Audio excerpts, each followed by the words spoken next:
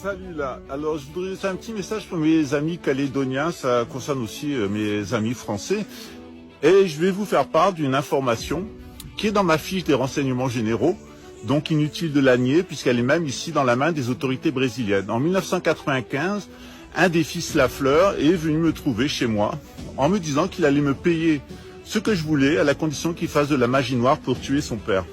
Ce que j'ai évidemment refusé. Par la suite, il s'est senti inquiété. J'ai échappé à plusieurs tentatives d'assassinat de la DGSE en Nouvelle-Calédonie, de l'armée et des renseignements généraux, ce qui s'appelle maintenant la DGSI, on devrait dire la DG sioniste. Et ces gens-là, eh bien, grâce au FLNKS, j'ai pu quitter en bonne et due forme la Nouvelle-Calédonie, puisqu'ils avaient prévu de me mettre en prison ou de m'assassiner, ce qu'ils ont essayé ici aussi avec les mêmes.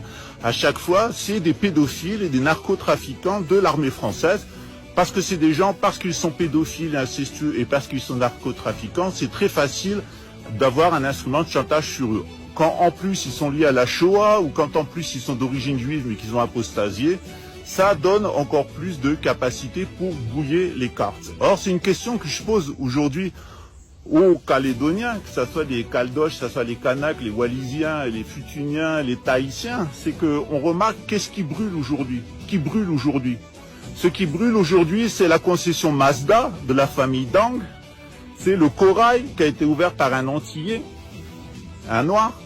C'est le Super U, une enseigne qui a été mise en place par un Mélanésien et puis sa femme calédonienne.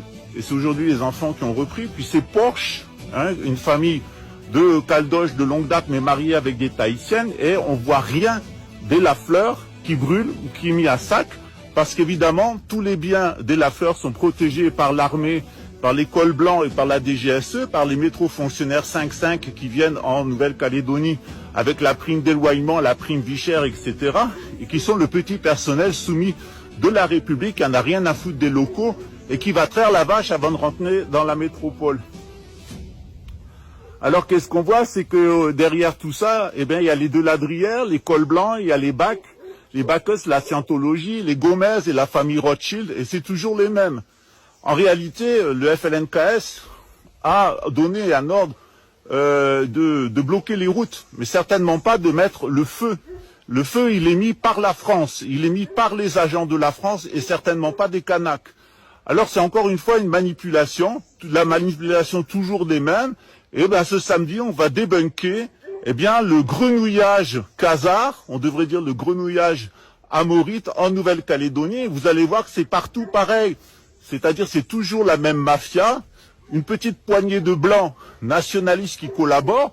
Ils ont collaboré avec Pétain, ils ont collaboré avec le général de Gaulle.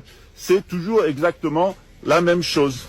Donc il faut bien réfléchir dans ce qui se passe et savoir qui sont nos amis et qui sont nos ennemis.